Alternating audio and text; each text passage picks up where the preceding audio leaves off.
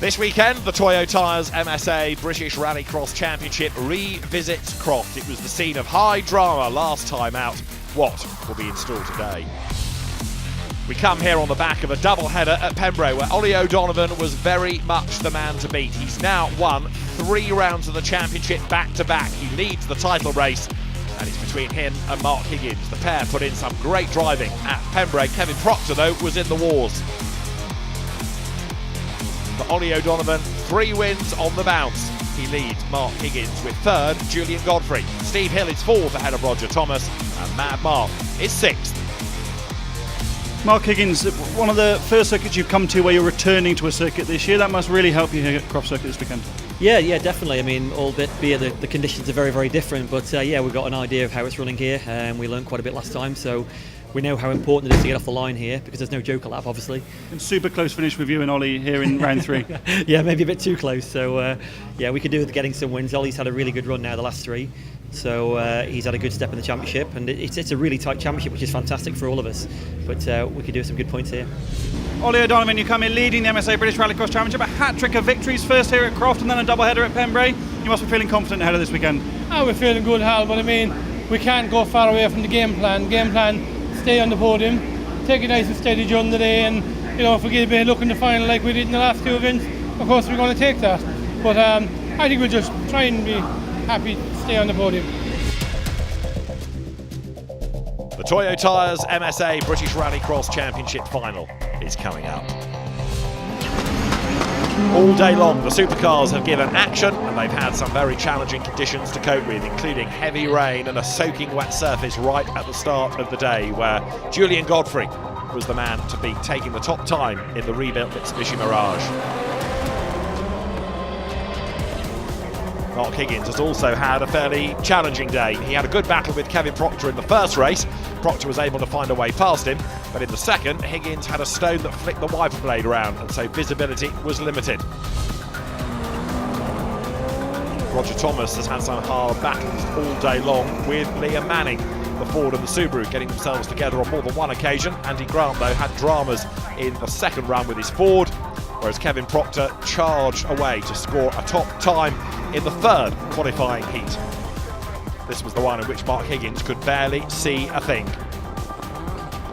He limped home. Let's see what he can do in the final. But local hero Kevin Proctor has looked strong all day. Proctor, Godfrey, Proctor, the 3 orders of how the top times have been decided. The final then is coming up. Kevin Proctor tops the points, Julian Godfrey, Mark Higgins and Steve Hill. But we've had some excellent racing all day long. The final is good to go. It is going to be Kevin Proctor on pole position, Julian Godfrey with him at the front, and then Mark Higgins alongside. Steve Hill is on row 2 with Ollie O'Donovan for company. Liam Manning's on row 3, Steve Mundy, and then Roger Thomas will complete the grid. Bit of creeping from Julian Godfrey as we go racing. The cars accelerate away. Good start by Mark Higgins, but not as good as those around him. Steve Hill's view down towards Clairvaux. The road is drier, the road is faster than it was at the start of the day, but Godfrey leads the way as Proctor, after also a fairly pocked start, elbows Mark Higgins aside, and Ollie O'Donovan will go back through on the inside of Higgins, who is in real strife on the outside line, losing place after place there. Roger Thomas goes into the chicane, but Julian Godfrey leads the pack. And he certainly wants a win here to avenge what happened in May when the car cartwheeled to a seeming destructive end. He leads ahead of Kevin Proctor. Ollie O'Donovan, the championship leader, is 3rd. Then it's Steve Hill, and behind him, look, Mark Higgins.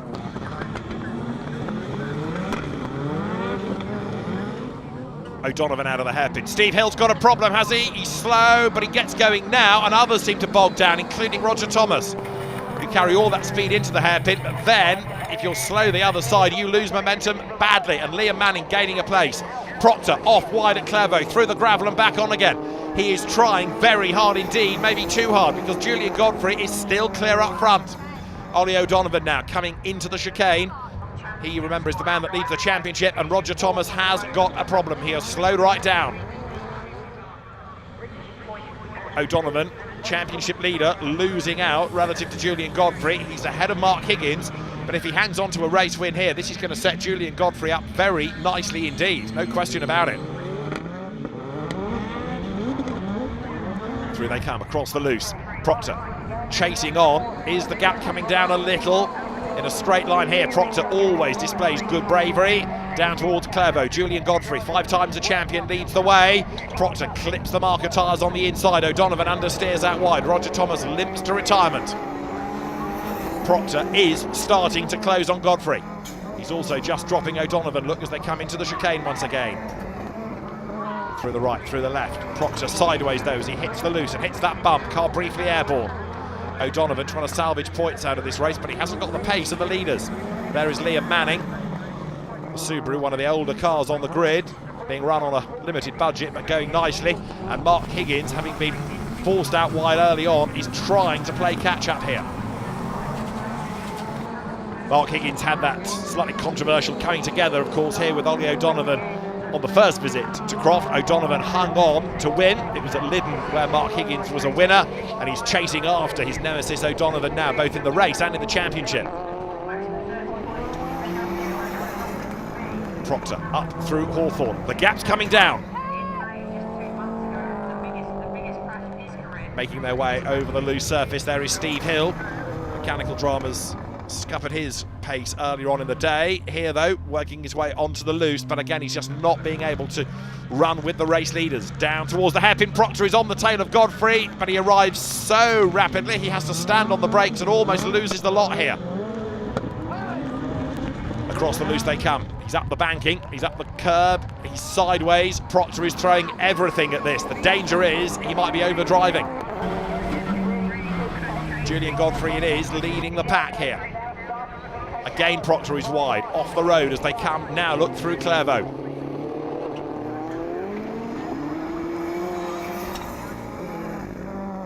Proctor to the chicane. Gap is down and the rain is starting to fall. Conditions are worsening late in the day, and that's O'Donovan off the road.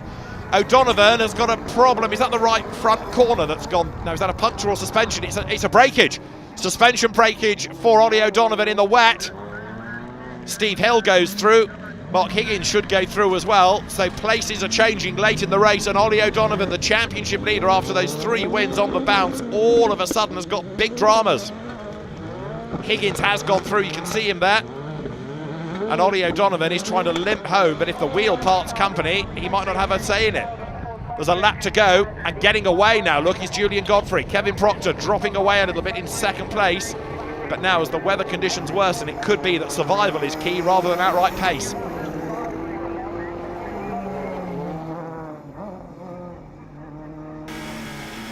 Up to the chicane comes Higgins now, pressing on well.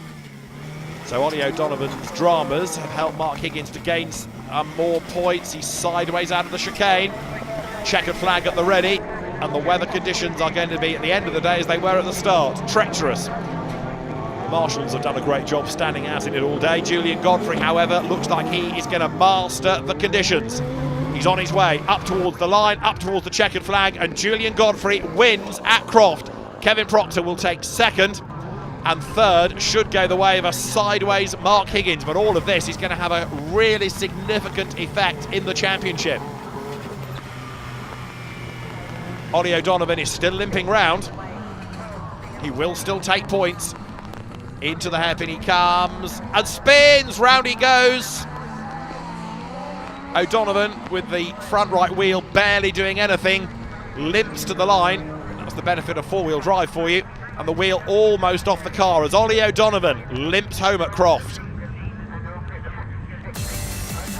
It's a race win for Julian Godfrey, his first proper victory of the season ahead of Kevin Proctor and Mark Higgins. Steve Hill fourth ahead of Liam Manning, and then Ollie O'Donovan.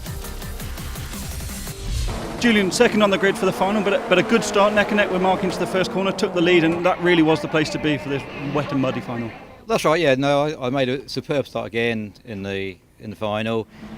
Got it just right with the RPM and got good traction off the line and pulled a few car lengths into the first corner. So I took it quite steady in the first corner because I had quite a good lead down to the first corner. The pole position for the final must have been pretty satisfying and a good drive to finish second in really difficult conditions. Yeah, no, I was pleased with the result, but I made a small mistake at the start. I didn't have it in gear when the lights were ready to go, so I didn't get a very good start. But no, I'm very pleased with the result, and just well done to Julian and everybody that finished. Really, really difficult day for everyone here. The conditions were atrocious, and they got atrocious halfway through the final as well, so a satisfying podium, I guess. Yeah, I mean, it's points in the bag, but as I said before, we needed some wins here. We got a good start and then got a hit going into the first corner, which put us wide, and then we dropped sort of 4 or 5 places, so we were nearly in last. So to recover back to third was okay.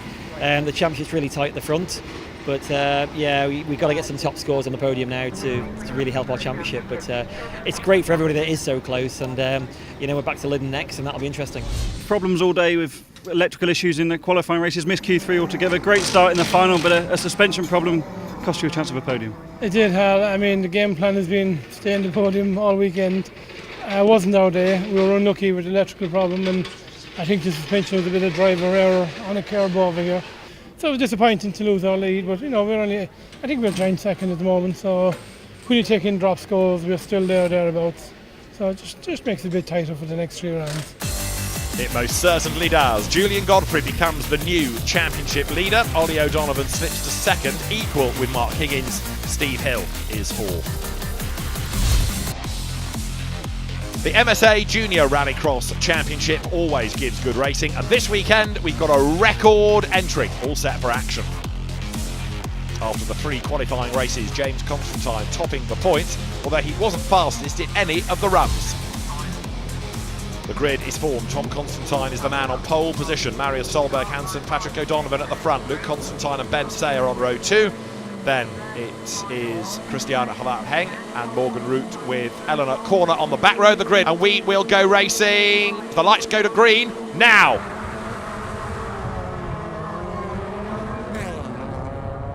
Good start by Patrick O'Donovan. The cars accelerate their way down towards Clairvaux Corner, 4 abreast. Are they all going to make it safely through Clairvaux? Let's see, because there's some desperately late braking going on. There's some contact. Patrick O'Donovan gets turned sideways. There are cars all over the road, and the Constantine family self-destructs. Tom is facing the wrong way. Luke was off the road, and they've all just about survived it, but badly delayed is Tom Constantine. Morgan Root drops to the back of the pack. On board with Patrick O'Donovan now coming onto the loose surface, grabs a gear, and it is going to be O'Donovan leading the way. He is the one with the best seat in the house. He's got the good visibility, but behind is the man that won at Silverstone, Marius Solberg Hansen. He's the man doing the chasing, and then in turn he is taking with him Luke Constantine. Luke was the winner last time out at Pembrey, so you've got 2 winners up behind relative newcomer Patrick O'Donovan. They bounce their way across the loose here. Down they go towards that right-hander that will take them then through Clairvaux Corner. Down a gear goes O'Donovan. He's sideways, but he hangs on to the sliders even more sideways. Solberg Hansen and Constantine. Ben Sayer there is in 4th place, trying to close. Through the right-hander they come now. Wipers on for Marius Solberg Hansen in 2nd spot. Tom Constantine, the man that was badly delayed at the start, leads the championship, and they're delayed coming out of the chicane. Marius Solberg Hansen went wide, found all that boggy earth on the outside that just sucked the momentum out of the car. It means now that Luke Constantine is up into 2nd place, chasing after O'Donovan. Down to the hairpin, Marius Solberg Hansen under attack now, though. That's from Ben Sayer, who has got progressively better and better. As out wide goes O'Donovan, up alongside him Luke Constantine. Through he goes into the lead of the race. Across the loose section, O'Donovan down a place, but still showing good speed. The road is getting drier, the road is getting faster. This, O'Donovan's view, as he turns now into Clairvaux.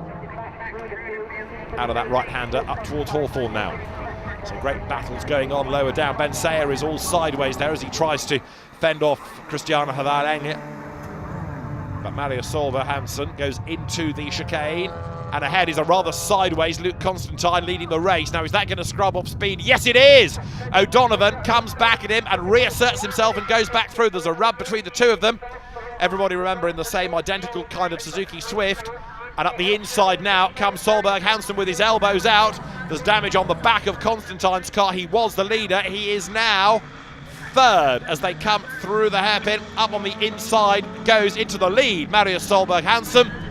And for 2nd place, it is still O'Donovan versus Luke Constantine. They are tied together as they come over the line. Skipping over the loose surface, here they come. This is O'Donovan's view. He is back up into second place now. Goes down a gear, turns through the corner, the car constantly wanting to slide. There in fourth place, look, is Ben Sayer, who is getting quicker and quicker all the while. Through they turn, Ben Sayer inching up onto the tail of the leaders. His quest to gain places helped in part by them tripping over themselves on occasions. So, Marius Solberg Hansen, the winner at Silverstone, leads here. This is O'Donovan's view. Bouncing his way across the loose. You can see him hard at work, and he's actually closing on the leader once again, and he is just starting to edge away ever so slightly from Luke Constantine, except that Constantine brakes much later, coming down to the hairpin.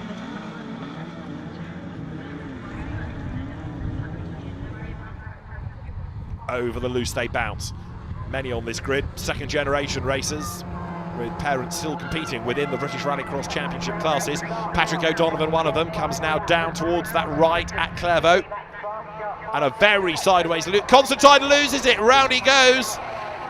Heading for the barrier, and he just misses them, but that will cost him places. Ben Sayer up into third, and now Christiane Haval-Engie up into fourth place. So big drama here for the Constantine family. They arrived 1 and 2 in the championship. It could well be a rather different story leaving Croft. Patrick O'Donovan still pushing, still chasing Marius Solberg Hansen. They come down to the hairpin, but it looks as though Solberg Hansen is on target for a second win of the season here. The Norwegian driver turns out of the hairpin. It's still very close indeed behind him, but he's looking good up front. Heading then up towards the line. Marius Solberg Hansen will win here at Croft. Over the line he helps. Marius Solberg Hansen wins at Croft in the MSA Junior Rallycross Championship. Patrick O'Donovan second from Ben Sayer, with Christiane Haval-Engie fourth, then Luke Constantine and Morgan Root in sixth. So what does that do in the championship? We've got a new leader, and it is Marius Solberg Hansen up ahead of the Constantines, with Ben Sayer fourth and Morgan Root now in fifth. We always get great racing out of the Super Nationals and the Super 1600s, and the qualifying races at Croft have been no exception. Tristan Uppenden it is ahead of Jack Thorne after the 3 qualifying races. Darren Scott third in the points from Paige Bellaby, then local man Guy Corner and Paul Coney sixth. Phil Chicken and Mike Boak return, they're 9th and 10th. The MSA, Super National and Super 1600s are on the grid. Tristan Uppenden is on pole position, Paige Bellaby, middle of the front row, then Darren Scott ahead of Paul Coney and Slavomir Volok. Then will be Craig Lomax. Jack Thorne is missing, Phil Chicken is there, and so Kirk Twyman is in as a reserve. We wait for the lights to blink green. Who will get the best start as we go racing? A good getaway by Paige Bellaby, but then as the road has become drier, so the power of the Clio kicks in, and Tristan Uppenden uses all of that grunt and go. It stretches its legs, and the Renault leads at Clairvaux. Slavomir Volok sideways round the outside for third. He's off the road. Is he going to get back on again? Well, he does. He's on the outside of Darren Scott, though. Paul Coney is fifth. Volok's ultra smart Ford Fiesta heading to the chicane, but losing out. Paul Coney goes through. Remember, Darren Scott versus Paul Coney for Super 1600 honours in this race. Over the loose they come. Tristan Uppenden leading Paige Bellaby, who had a sizable off in Q2. Across the loose surface for the first time of asking. There is Slavomir Volok now after that wild old ride at Clairvaux on the opening lap. He's going to try and fight back here, but Paige Bellaby comes under attack from Darren Scott. The Lotus hopping its way across the loose, the Super 1600s towering over the top of the low-line British sports car. Onto the tarmac they come, but already 2 seconds to the good is Tristan Uppenden. He is blasting clear. Bellaby on the limit, off the road. So is Scott, so is Coney. Everybody else behind doing likewise because they measure their pace against the cars in front. So one gets it wrong, it's a chain reaction. All of them running wide and off the road there. Paige Bellaby it is, who has kept second place, Scott and Coney behind. Out of the chicane, over the loose surface once more. So there, look, it is Tristan Uppenden way clear, and he's being helped really in his task now, isn't he, by this great battle going on behind Coney around the outside of Scott, but there's contact. Coney gets damage, he also gets fired onto the grass on the inside, but he does claim the place. That Vauxhall Corsa, normally immaculate, now it needs a little bit of TLC. Needs a Corsa tablets possibly as it comes across the loose. But Paul Coney is up into third, but significantly leads in Super 1600. Darren Scott behind him. Then it's Craig Lomax. Yellow flag being waved there. Look, coming out of Clairvaux.